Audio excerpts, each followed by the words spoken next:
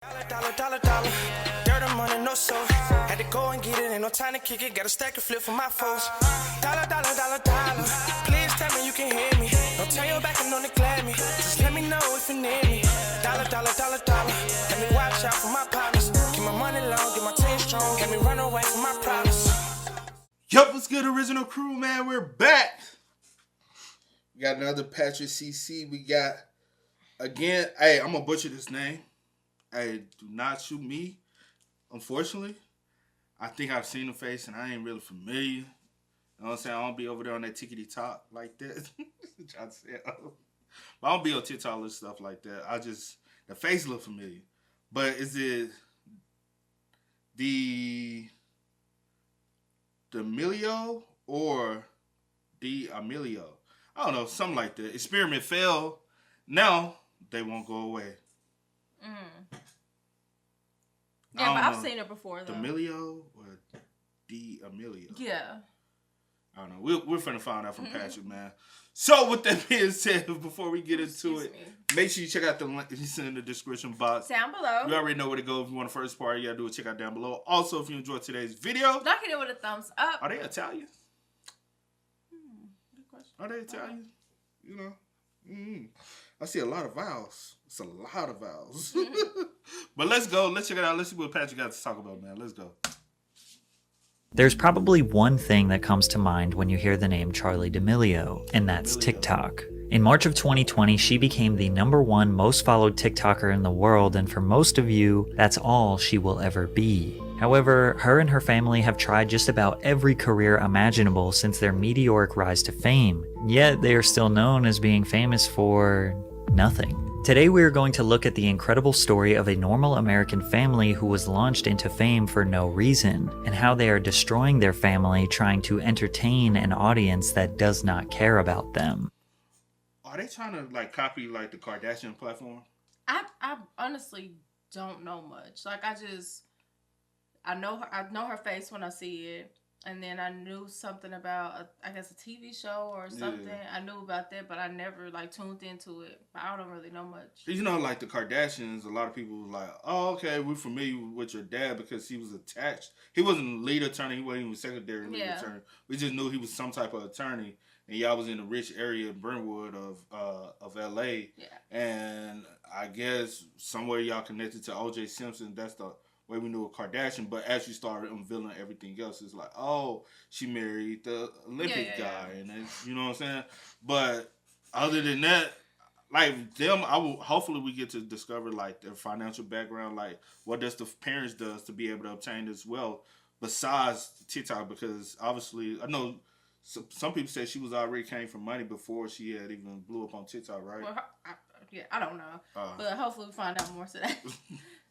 Are destroying their family trying to entertain an audience that does not care about them. The D'Amelios lived a comfortable existence in a traditional New England suburb. Their parents were already rich before the fame, as the sisters attended the King's School in Stamford, Connecticut, which cost $50,000 per year to attend high school. Charli describes her life before TikTok as normal. I would go to school, go to dance, do my homework, and go to bed. It was pretty much like every other teenager's life. Charli downloaded TikTok like anyone else to distract their mind from the mundaneness of everyday life. She uploaded her first video in March of 2019, which was her and a friend lip-syncing to a random soundbite. She didn't expect anyone but her friends to watch her videos. Considering she had a deep passion for dance, competing as a competitive dancer since she was a toddler, TikTok was the obvious outlet to post fun dance videos. But she could have never predicted what would happen next. In July 2019, on her way to dance class, Charli posted a duet of her following the choreography of a user named Move With Joy. The video instantly went viral, and her notifications blew up during class. I had 7 followers, but when she picked up her phone after class, she had 2,000. Although Charli claims she never wanted attention nor was trying to be famous, after her first taste of virality, she prioritized TikTok like someone who did it as a full-time job. She posted every day, sometimes multiple times per day, and very quickly she gained hundreds of thousands of followers.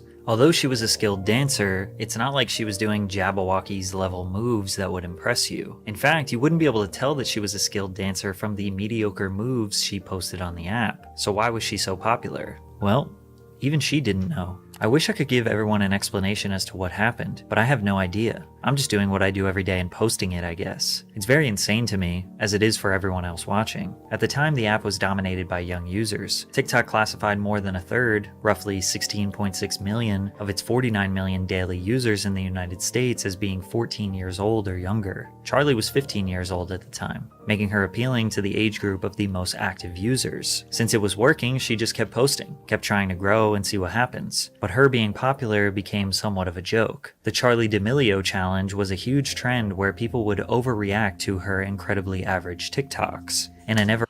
But that's also how y'all keep blowing her up. If y'all people felt some way or felt as though she's, then don't tune in, don't make anything, don't react to anything, don't engage in, you know what I'm saying? If y'all like really like, oh, we don't understand why this or that. Even making a compilation like this is still spreading giving her exposure. And to be honest, it seems as though she ain't doing nothing but keep uploading.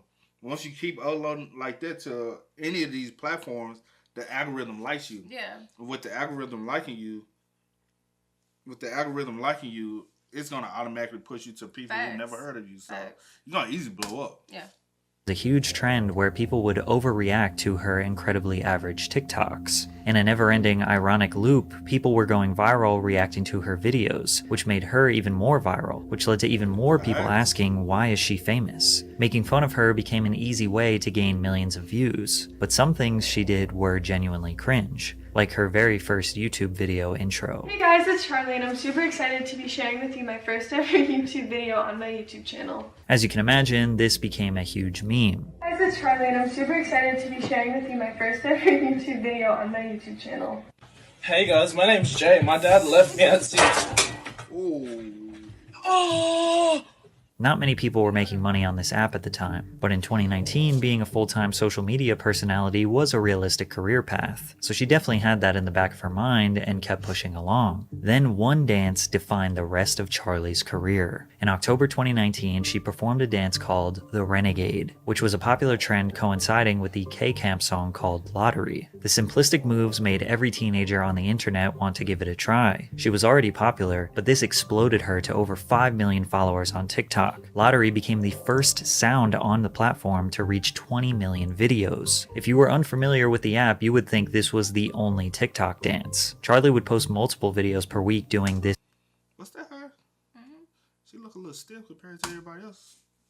You would think this was the only TikTok dance. Charlie would post multiple videos per week doing this one dance. It is now 4 years later, and some people still only know her as the TikTok girl who does this dance. By the end of 2019, she had 18 million followers. Her sister Dixie had a few million followers, and even her mother and father had TikTok accounts with hundreds of thousands of followers. The D'Amelio family was a full-blown business now, and it was time to capitalize on it. Charlie got to step into Hollywood and voice act in the animated children's film Stardog and Turbo Cat. The family signed to United Talent Agency in January of 2020 and began receiving massive business opportunities. Charlie got to meet and collaborate with her idol, Jennifer Lopez. So next week, you guys as a family are going to the Super Bowl. So you have 4 tickets to the Super Bowl, hotels, airfare, you're going to every single event, and you get to go spend time with J-Lo and meet J-Lo and hang with her.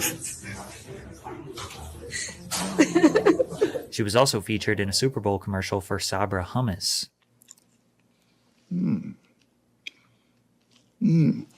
Okay, Boomer. Clearly, acting is not her strong suit, but the only talent that Charlie brought to the table was doing the Renegade dance. However, she was incorrectly credited with creating the dance, as TikTok users referred to her as the CEO of Renegade, which would ultimately lead to her first major controversy. In February 2020, the New York Times published an article revealing the actual creator of the Renegade dance, suggesting that Charlie and other creators emulated the routine without crediting the source. The Renegade was created by 14-year-old choreographer Jalaiah Harmon, who designed the dance in September 2019 and posted it to her Instagram, a month before Charlie recreated it on TikTok. "I was happy when I saw my dance all over," she said, "but I wanted credit for it." What added to the uproar was that Jalaiah was a young black girl who many felt was being overshadowed in a market filled with white teenage girls like Charlie and newcomer Addison Rae, who... But by the time she got credit for it, it was kind of too late. Yeah, that's what was like, dang. You know what I'm saying? And then any benefits that she could have reaped for have already been... They gave it all. Gave it to Charlie, Yeah. so to be honest, me wanting credit for something is kind of BS if I technically can't. If y'all I think sometimes we push for credit so much when we should push for the benefits as well. You know what I'm saying? I want my credit that I created. Nah, she can be y'all can say whatever, but give me the same benefits. I can come out with another dance. You know what I'm saying? I made that. I can make something else. I want everything. I want my credit and I want the benefits too. But I'm just saying, like, I get what you're saying, but no, I want my credit and I want the benefits too. But all I'm saying is the benefits. I know, I get that. Stole her dance and profited immensely. Unless you have a copyright for the dance, then nobody can technically steal it. However, there are countless examples of influencers who gained a career from creating one dance, but then never figured out a way to make money from other people doing the dance. Charlie, through a publicist, said that she was so glad to know who created the dance. I know it's associated with me, she said, but I'm so happy to give Jalaiah credit. Shortly after the New York Times article was published, Charlie posted a video to the TikTok performing the dance alongside Jalaiah and Addison Rae. Now it's considered standard practice to put dance credit, or DC, then tag the creator who originally made it in the caption. Even when Charlie went on Jimmy Fallon to dance in front of millions, they DC'd everyone in the description below. I'm just glad Young Daddy Cat got their credit. Fortunately for Charlie, this controversy kind of went away quickly, because the world got hit with the pandemic and had bigger problems to address. By the end of March 2020, nearly the whole world was shut down, with hundreds of millions of people inside browsing the internet all day. TikTok gained 315 million new users. So when Charlie officially became the #1 most followed TikTok account on March 25th, it was huge news. She surpassed Lauren Gray at 41.4 million followers. TikTok having a rising star was crucial for their success. Charlie was their model example of how this app can change your life, but it just kept leading to more and more people asking, why is she #1? Why is she famous? It didn't help that Charlie embarked on the most generic career path as any other random LA socialite influencer. She started a podcast. The Ramble Podcast Network struck a deal with Charlie and Dixie to launch a series called Two Chicks. They lasted 27 episodes, but it didn't take off since the two aren't really that great at talking. Then Charlie and Dixie partnered with Morphe Cosmetics to launch a makeup line. Makeup reviewers on YouTube thought that the products were just average, specifically designed for young teenagers, and just felt like a business play rather than an ambitious endeavor. Dunkin' Donuts offered a limited time drink on their menu called The Charlie. Then she collaborated with Hollister, designing a limited edition fleece sweatshirt. Charlie later appeared in Jennifer Lopez's music video for the single Pati Plus Lonely, and in Bebe Rexha's Baby I'm Jealous shortly after. Charlie's basic influencer journey was likely due to pressure from her managers letting her know she needed to be capitalizing on her moment. Wow. So what this is it's a look at your 2021. This is the major things we're focusing on. So we have all partnerships. We have, the different companies you're working with, like, ring lights and starting a clothing companies. So, and then you have books and TV shows. That's too much for a child, though. At the end of the day, she's still a child, bro. Like, that's a lot of pressure, man. And then I gotta, like, I ain't gonna hold you. I'm glad, like, we did grow up in the time we did grow up. And it ain't that long ago, you know what I'm saying? Yeah. But it's the fact that we grew up without having to have this, like, the only people you wanted to be popular for and be known around was your group of friends in your town or whatever, your county, or at least know somebody in the next town or county. That's all you had to worry about. That was that. And then you had a couple MySpace friends, and me and this chick in high school, we used to compete, see who had the most MySpace friends, and I was like, I got 5,000. What you got? Like, they looked at you like, oh, you know people, you got that many. Now it's like, if you ain't got a check mark, you ain't popping. I'm like, bro, like, things are definitely different. But she's so young, and like, she's not enjoying her essence of her childhood, getting lost into trying to build a brand and a business. But we all know, like, it's hard to keep a brand going when they start off so young. Yeah. How can you transition this into 21 years, 5 years, like 5 years from now? Is she still gonna be relevant? Yeah. With the, you know what I'm saying? That age group. you know, ring lights and starting a clothing company. So, and then you have books and TV shows. Most 16-year-olds are not ambitious. They just want to hang out with their friends. So Charlie's managers essentially just tell her what career she is going to pursue, because if the world is going to give you fame, why not make millions of dollars from it? She didn't need to prove herself in these industries. Her follower count was enough. It seemed like Dixie had to try harder to be recognized as a promising talent, so she wasn't just seen as Charlie's sister. There were days I would work all day and Charlie wouldn't do anything. I was like, how do you have all these followers and you're laying in bed all day?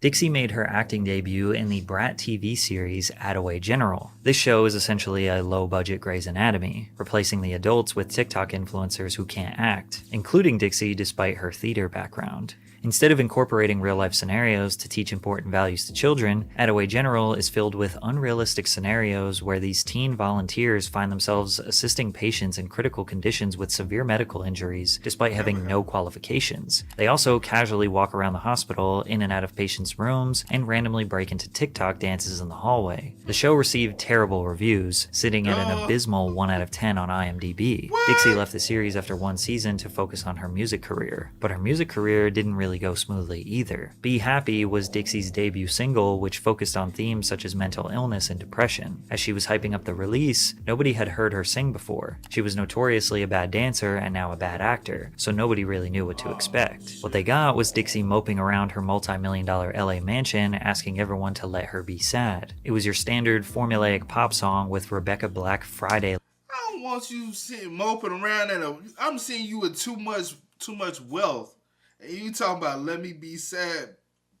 Do you not see the couch you sitting on? You sitting outside with the steps in the house. Bro, like, I understand wealth doesn't cure like that, but still. You say you understand what? Wealth doesn't cure, like, depression. Yeah. I understand that, but I don't want, like, to be honest, bro, like, if you was going to push that song, the house wasn't the place to do it. The house Basically, was not. That's what you're saying. I would have been sitting on the edge of a cliff, looking over. Not like what you think. Sitting at the edge of a cliff, looking over L.A. or something. Yeah. And just sitting in the car, just reminiscing to myself. Yeah. And so I'm just sad. I feel lonely. But just as you look over a cliff at a sunset, and it gets dark and gloomy, and you are alone, and you just in your car. But the car would have to be some like old school car. Yeah. Give me that vibe. Don't give me Richie girl vibe. Yeah, I feel you. And then because that's not just that doesn't connect with people. And I think that's just marketing, bro. Yeah. Yeah. Like that's simple marketing. And to be real, I'm gonna tell you who really, like, even though a lot of people might be like, this family, but the person who executed it best to like. Even though one sister was able to push the family, as people dislike them. Yeah, I already know the mom made sure each individual is able to hold weight. Yeah, and that's Kris Jenner. Yeah, Kim got her own brand. Khloe got her own brand. Kylie. I'm saying Khloe. Khloe got her own brand too. I'm gonna help you with the names. Kylie got her own brand. What's the youngest one? Kendall, she do her own thing. She got her own brand. Like, you don't think of Kendall as, oh, that's Kylie's sister. When you be like, that's Kendall Jenner. You think of Kylie, you like, oh, that's Kylie. You think of Kim, you like, oh, that's Kim. You think of Khloe. They're. And then I don't know what Courtney. I don't know what Courtney really be doing. I just know Courtney and Kardashian. So I was like, she probably just ride the wave of being a Kardashian. I better be like, I'm showing up. and to be honest, I think she mainly pushed the Kardashian name instead of pushing Kim. Because if you just push Kim, you kind of, but they're pushing Charlie. And so her sister like, I don't want to be in the under her spotlight. Yeah, but you gonna always be under her spotlight because they start out pushing her instead of pushing the name of the family name. I guess the last name. Yeah, like you should have pushed that. But like just like Beyonce, at one point Solange was that's Beyonce's little sister. Yeah, Solange had to go out here and really work her butt off to become Solange Knowles and be well respected of being Solange, right, and not Beyonce's sister, but. Bad marketing. Everyone to let her be sad. It was your standard formulaic pop song with Rebecca Black Friday level singing. Despite the memes, it gained 100 million views on YouTube and charted in multiple countries, including New Zealand, Ireland, Canada, and Scotland. The song was later certified gold, prompting a remix featuring singer-songwriter Black Bear and rapper Lil Mosey. And although many expected her to tuck her tail and quit music, she did the opposite. Dixie signed a record deal with record executive L.A. Reid's label Hitco Entertainment. For the rest of the year, she released 3 more singles: Naughty List, a Christmas song with Liam Payne, One Whole Day featuring Wiz Khalifa, and Roommates. She's consistently kept releasing music over the years, and her singing has gotten much better. Sugar-coated on my pain, couldn't help it, I was just a kid. Unfortunately, her first impression was so mediocre that closed-minded people probably don't want to give her music a second chance. Teenagers want independence, but they still rely on their parents a lot for their comfort and advice. But LA is a very tricky place and people get sucked in. But being around my parents and my family keeps me so grounded. And we still sleep home. We still like tell our parents if we're leaving. Yeah. It's like, do you guys like that? Yeah. Keeps us like sane and normal. Charlie and Dixie likely went into business with their family because, well, it'd be more comfortable to attack the crazy Hollywood lifestyle as a group. The D'Amelio family YouTube channel was launched, which would lay the foundation for their reality show. These videos only proved that they were just any other ordinary family. It also sparked their first major controversy together. In November 2020, Charlie lost roughly 1 million followers after posting the first episode in a new series called Dinner with the D'Amelios. The series was intended to feature the family eating a meal with a different surprise guest. In the first episode, the D'Amelios sat down with James Charles for a paella dinner prepared for them by private chef Aaron May. The dish, traditional to Spanish culture, contains snails. Dixie picks up the snail, repulsed by the idea of eating it, and the chef tries to convince her to try it. This is what happened. See? It sometimes happens when... Don't be so... Alright, marketing tip right here. Go in from the jump. I already discussed with the family what the meal is gonna be. What it's gonna be, yeah. And just already know that's just so you won't get moments like this recorded because you don't want the backlash. That's just marketing 101. Hey chef, what are we cooking so we can correlate that to the family? Well, I want it to be a surprise. We don't want any surprise reactions to it. So let's get on. Especially when it's not discussed, like, hey, have you ever had this? Do you eat this? Like, is this off limits? You know what I'm saying? Yeah. Because she might not would have said, off rip in her mind, snail is off limit. Yeah. Because she's not thinking. She's not thinking about that. Yeah. So, correlate chefs, say, hey, this is something I got planned. Let me know. Can you correlate this to everyone? Make sure they don't want to. And then I could be like, "Ooh, no, I don't want to try that." Yeah, I don't think that's up my alley. Yeah, try something different. So, marketing 101. Excuse yourself. Business 101. Oh, she actually threw up. Ew. Do we have any dino nuggets? Ew. While not liking snails is normal, it's obviously very rude to gag and make a huge scene. Imagine how the chef felt seeing that. Especially when later in the video, Dixie picks her nose and eats the booger. So they have their own personal chef, and Charlie is asking for dino nuggets, the privilege this girl has. While their father continues to try and have an engaging conversation with James, the girls couldn't be less interested, picking and playing with their food. To cap it off, Charlie made a comment about her follower count that rubbed James the wrong way. Because imagine if I hit 100 mil a year after hitting mil. Was the 95 not enough for you? After the awkward moment, the girls try to close the show in the most unprofessional way ever. Alright guys, thank you so much for watching our YouTube video. Thank you so much for Okay, I'm just gonna do it. Thank you for watching the first ever and most likely the last ever episode of Dinner with the D'Amelios. Kinda sad how James was scolding the girls for their manners and not the parents. James is nice to the chef. Any adult watching this knows that teenagers acting impolite or goofy during a dinner is extremely common. It's under the circumstances that made it so bad. They have a celebrity chef, a celebrity guest, and are filming the entire experience to launch a brand new series for their own business. So you'd think these girls would be on their best behavior. The entirety of social media erupted calling the girls entitled. The parents were not disciplinary enough. And the usual, why did we make these people famous? Some people...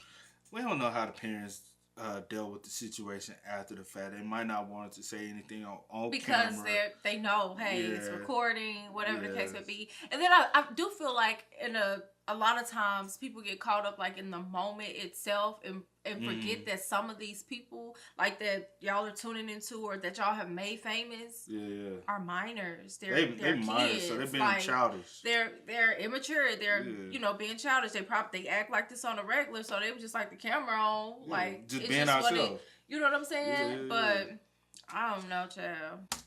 What y'all want from them? The parents were not disciplinary enough, and the usual, why did we make these people famous? Some people time-stamped every single moment of the video criticizing a facial expression or movement from them being rude. Dixie tried to apologize and say that people were unfairly criticizing her based on an out-of-context 15-second clip, which was ridiculous because we had all of the context we need. Charlie also addressed the situation. We've since talked to Chef Aaron May, and like, he's not upset. He was in on the joke, so he was like it wasn't a thing where we were being blatantly disrespectful. It was more a thing like you joke around with your friends. Everyone on my team is friend and family. Like, apparently this was all just a skit for the video. Charlie addressed losing 1 million followers after her comment about wanting to hit 100 million followers in a year. When I had said about the followers thing, I genuinely just thought it would be so cool to hit a huge milestone a year after hitting another milestone. I never meant for you guys to make it seem like you were numbers or did not mean anything. Now, if she kept this statement short and sweet, a lot of people would have considered this being a misunderstanding, but she made a crucial mistake and began crying on camera. Sorry. Seeing how people reacted to this, like, I don't even know if I want to do this anymore. Like, this is messed up stuff that people are saying. Like, people telling me to hate myself, people just like blatantly disrespecting the fact that I'm still a human being is not okay at all. The points she was making were valid. She didn't deserve that level of bullying, but many people look at crying as trying to take a situation and make yourself the victim and then try to gain sympathy. I kind of a little forceful on the crime. I ain't gonna address it. I don't know her true emotion behind it, so I can't. And that's why, honestly, I have so many thoughts going through my head. Go ahead, tell, girl. No, because I'm just like, because I don't know, like, what's to come in the future, but I'm always that type of person, because I was always, like, protected, you know, like, growing up, and I feel like... You tearing up. No, I'm not. You got little tears in your eyes. I'm tired. Oh. No, but, and it's cold. I'm freezing. But also, like, I was always kind of like, you know, protected or sheltered, kind of like growing up. And I feel like people allow their kids too much access to things. And I feel, and it's just like throwing them out there. I mean, I know, you know, or just allowing them to, I understand like the age or whatever. Like, hey, you are of age to have this platform, you know, you can sign up or whatever. But things like this come with it, you know what I'm saying? Y'all don't prepare them for things like this, or to have a tough skin, or how to emotionally process, you know, different things that may be thrown at them. Everyone is not going to get you. Everyone is not going to relate to you. Everyone is not going to be nice. But anyway, okay. Doing this, it also allowed for people to spin the narrative, with headlines saying, Charli D'Amelio cries after losing 1 million followers, which we know is not why she was crying, but that just furthered the narrative that she is spoiled and famous for no reason. But ultimately, it didn't really matter, because she became the first person to surpass 100 million followers on TikTok, which prompted numerous accusations that Charli was buying TikTok followers because nobody still, after all this time, could understand why you would follow her. From day one, Charli and the entire D'Amelio family's biggest conflict was the hate. If you have followers, you're not considered a person. You're just a thing that people get to judge and objectify and call names and bully. So it's like they don't expect it to hurt us, but like we all do.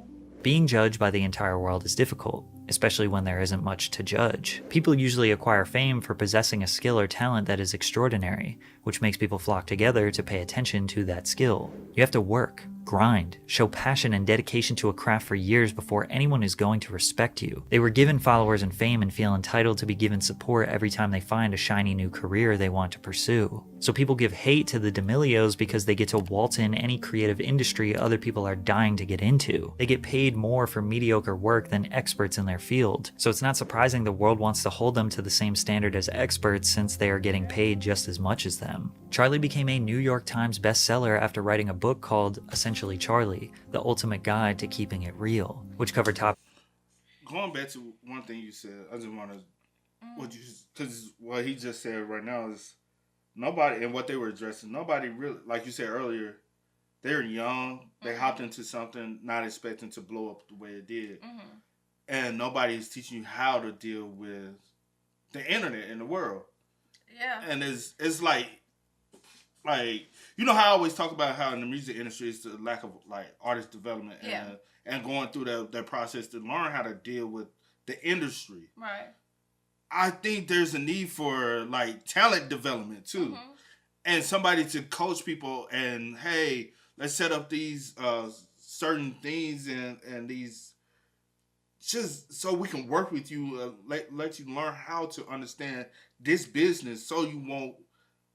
Or even getting on the internet, say for instance with her, like addressing the situation. Yeah. Like even a talent coach would teach you even with things of that nature, like even how to respond to certain situations. I feel like anything you kind of go into, especially if you're going to be in this light and want to be, you know, in this industry or whatever case may be, I feel like that should be a must.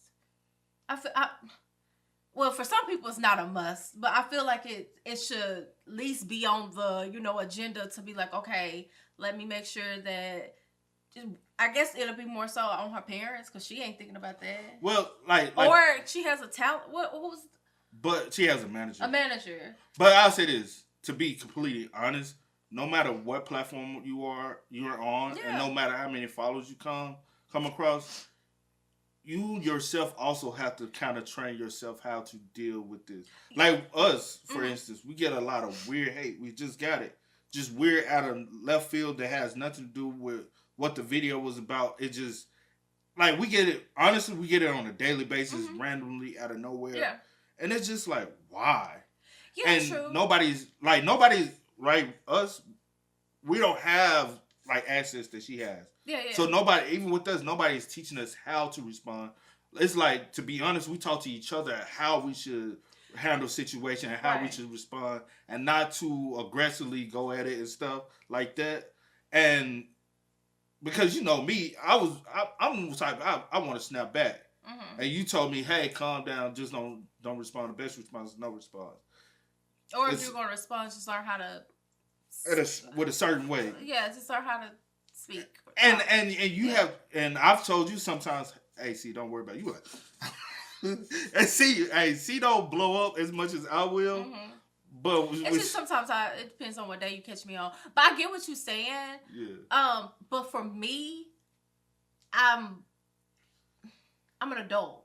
You know what I'm saying? And I feel like... But you're still going into a field that's... No. I get that. And I feel like she'll learn as she go. But I don't know how she is now, but what, 20... She was 15, 16, 17. I don't know how she is now. If you could call me at her age, with any kind of following, I would have been a little screwed.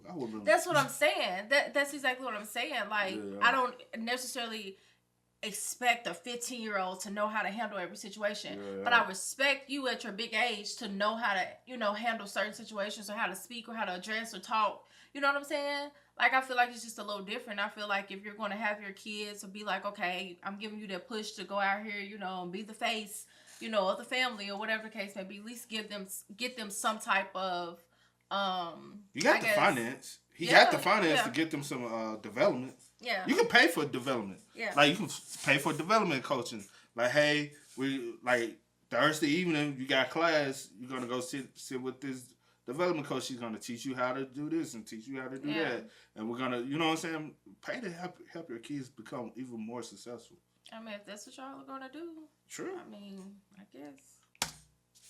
After writing a book called Essentially Charlie, The Ultimate Guide to Keeping It Real, which covered topics of identity, cyberbullying, social media, and body image, as well as Charlie's childhood and family life. Best-selling author, voice actor, professional dancer, podcaster, YouTuber, clothing designer, makeup designer, chef, musician, all within 2 years of being famous. She tried everything, but was committed to nothing. So the only thing left to do was start a reality TV show. The The D'Amelio Show premiered on Hulu in September of 2021 and was an immediate success. It became the most watched unscripted series among all first season titles in the genre on Hulu. Season 1 was them, unsurprisingly, becoming famous and dealing with the overwhelming amount of hate. They even put hate comments on the screen whenever the girls do anything, waking up in the morning reading hate comments, trying to predict the criticism they will inevitably get. This is just giving haters more power and will ultimately make them want to comment more. But this is the only setback that the D'Amelios have ever faced in their life: people not liking them. Mariana Trimble of Washington Square News called The D'Amelio Show a surprisingly humble look at TikTok's most famous family. You may be shocked to find that you have more in common with celebrities than you thought. Well, they were a normal family for 20 years and famous for 2 years, so it's not that surprising to think they are just like everyone else. But season 2 took a weird turn. They documented Charlie's new burning passion to pursue a music career. Music was the outlet for Dixie to break away from just being Charlie's sister,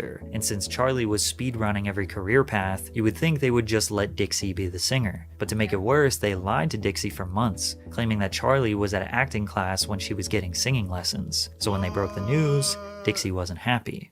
I was caught off guard and then expected to be like, oh my god, this is so perfect. You know what? Why don't you put this song on my album? We could do it together. Like, that's how they wanted me to react. And I'm like, guys, no. Charlie did end up releasing. That's so fucked up. That is, like, I mean, but that is messed up. I guess it makes for good television, huh? No. This is more. This some real life shit. No. I get that. But for them, I'm pretty sure it helped the ratings. See, that's crazy. But not you lying to me. And I hate the I blew up on the internet now, and now I want to chase a music career. Yeah. That's the most oversaturated gimmick. Because now people who only want like true talent that's trying to be in the music industry is overshadowed by the people who just got famous on the internet. And I think that's like what's the joint? What's the one girl? Brit Barbie. What was her name? What was her thing? Dang, Brit Barbie. What's her? You know what I'm talking about? I remember her face, but anyway. The period dad joint. And then she got signed to a record label. And then now y'all want to push her as an artist. Why? Yeah. And I think for a lot of people, that's what's like gets to them, because it's just like so many other people that, like you said, have like true raw talent. They have to put in 100 times more work. And maybe never make it, you know what I'm saying? Or never get, the spotlight on them. And then you have someone that comes in not even having a passion for what they're doing. Just a gimmick. You know what I'm saying? And people blow them up. I mean, and also the people that are complaining, I don't know. But also I'm like, y'all make these people famous. You know what I'm saying? Mm-hmm. And now you probably just like, damn, why we make it? You know what I'm saying? Why did we make them famous? But y'all make them famous. It's too late now. Yeah. You know what I'm saying? But it's crazy. Couple songs that saw moderate success, but as a shock to nobody, she doesn't seem committed to that career path either. We also see even more pressure from managers for Charlie to pursue business ventures. Right now, my skin has like kind of not been the best, so I feel like just getting my skin fixed, because it's like really bad right now, and I don't think it's fair of me to be like, use my skincare. That's not what I want. I feel like a fraud, and I don't enjoy feeling like that. She also appeared in Dancing with the Stars, which was the first time a business venture made sense. And actually, Charlie and her partner Mark Ballas won season 31. The other main theme about season 2 was how Dixie was in a toxic relationship with her boyfriend Noah. How many times have you guys quietly separated and gotten back together over the last year? However, season 3 gets even darker, starting with their father talking about the family's goals for this season. Goals for this year, I would say what our goal is every year, to do no harm to our family. Then they go on to make an entire season about Dixie and Charlie hating each other. You guys need me. Like, you act like you don't. I don't need you. Great. You too. You can find a ride home, you can walk home, you can pay half your rent. Okay. Who? Anyone else? I have Uber. Great. This was just what we see on camera. Charlie says it's even worse off camera. Like, she doesn't really see how she could even, like, be the problem. Like, the cameras see a mild version of it. Like, no one actually sees how it is, like, all the time. I am her human punching bag. Now, it is important to recognize this is reality TV, and who knows how much of it is scripted. Since their careers are very boring, the show producers need menial drama to spiral into something bigger so they have a storyline. MTV producers purposely antagonize Ryan Sheckler on his show to get him to cry and lash out, which led to him developing an alcohol addiction. Mark and Heidi are not stepping in because if the sisters aren't fighting, the show is just them making mediocre music and complaining about hate comments. With that being said, it does seem like Dixie has genuine disdain for Charlie. I made her. This wouldn't be the first time Dixie plays the "I'm better than you because I'm older" card. I get, like, for you, it must be really exciting because, like, I always came in first, and, like, now you finally have your time to shine. No, I think it's so cute that you riding on my coattails, like, really worked out for you. No, I mean, like, that was... This will be, like, longevity toxic, though. Yeah. They're going to be fighting like Kim and Courtney. That was made for TV. If they big old age. Now, which one got their foundation on the wall? Was it Kim. It was Kim. One of them, I said, look at they old ass fighting. Your whole life, I mean, 2 years compared to 18, it's, like, really different. Yeah.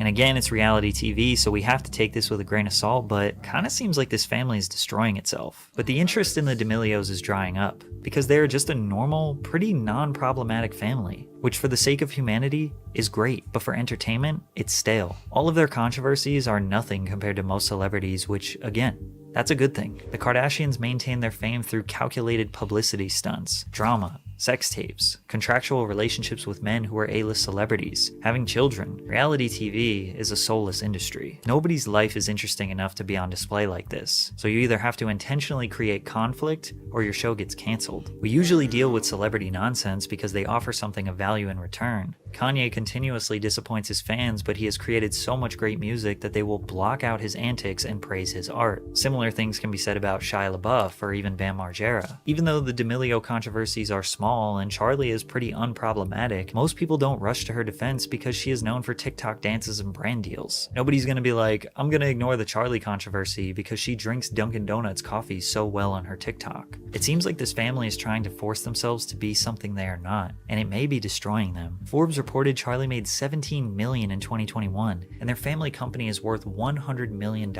They have won the American dream. The already rich family got even richer. These days, Charlie's comment section is flooded with people who say she fell off. She doesn't get millions of views and likes anymore. First it was famous for no reason, now it's not famous enough. It's never going to end. Ignore the hate comments. Why let Hollywood destroy your family for their entertainment? Man, I'm finna tell you, the most entertaining families that really have some entertainment going on a regular basis is the people who actually are viewing all these folks. Those are the people who, if y'all really wanted like some reality TV drama, bro, I swear, if y'all just get a camera and vlog y'all like everyday life, you will see the sadness, the struggle, the arguing, the fighting. Everything. Like, what you think reality TV is a lot of people who are watching these people on the regular. Yeah. All they have to do is pick up a camera and vlog, literally record the whole family situation. Trust and believe that it will be way more entertaining than, you know what I'm saying? Just a family that, to be honest, they come from wealth. Yeah. So even getting richer doesn't create any other beef or, because you know how typically when a family comes from nothing, get rich, that's when a lot of drama comes because they're not used to the money. Yeah. They're used to the money. Now it's just the fame they're having to get used to. And that's going to be the bickering part between the sisters. Yeah. Is because I don't want to be known as, you know what I'm saying? But the money aspect of it is not what's, they already, I thought we would have got more information of how they became rich, because that's one thing I would want to know. Because they were, let's just though, being able to afford over $50,000 a year to send both, that's for one student. So over $100,000 a year to send both of your kids to a private school. Mm-hmm. You have to have buku money. Well, I guess you can, if you really want to know, I guess look up what the I guess the daddy or the mom or both, whoever did. But I guess he was more so focused on her and, you know, whatever the case may be. But I still don't know much. I mean, I know, but I'm still just kind of like...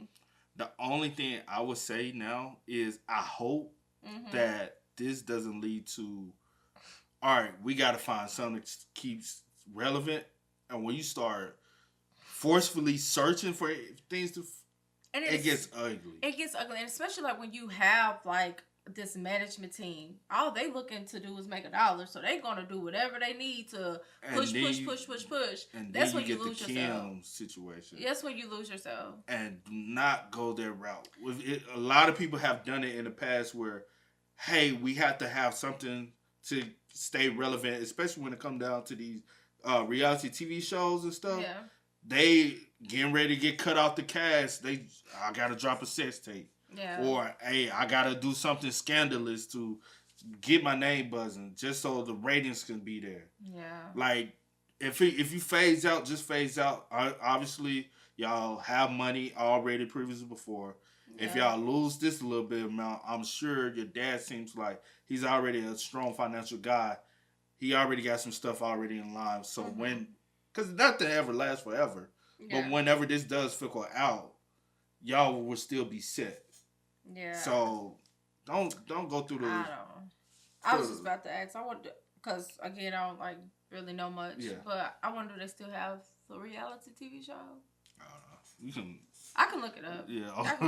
I'll look it up. I was just like wondering, like in my head. Yeah. I was like, is that something that's still going strong? Because it's like everything they touch is like not longevity. It's temporary. Yeah. It's temporary. Because they have no true interest. No, yeah, and that's the TikTok, thing. It's just kind of like... Not true interest. Okay, yeah, I've tried that. YouTube, don't like not true interest. And I get Music, it. Not true interest. It's all just for money. It's all for money. And then also I'm like, okay, they young. They trying to see what's what, find themselves, whatever the case may be. But then also when you, again, going back to the match, when you have this management, they tell you, this is what you're going to do. You're going to do this. You're going to do that. And it's just kind of like, what do you really like? But what do you really have an interest in? Even as a teenager, I think you kind of got an idea of what you really want. In a sense. She probably not even voicing it. Like, this is my true passion. Her true passion might be dance. It may just be dance. But it might be, that's the reason why Dancing with the Stars was the best. The only really, really good thing that happened was the Dancing with the Stars. And you won.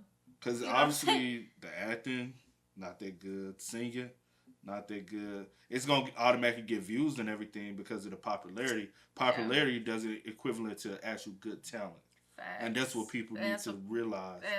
Just because someone popular, they getting clicks and views, doesn't make it good. That's a good way to end it. Yeah. But hey, man, y'all spam us up in the comments, man. Y'all let us know y'all thoughts and opinions about it in the comments. But as always, I do go by the name DJ Kid. This is. We are. Had to go and get it, ain't no time to kick it. Got a stack and flip for my foes. Dollar. Please tell me you can hear me. Don't turn your back and don't neglect me. Just let me know if you need me. Dollar.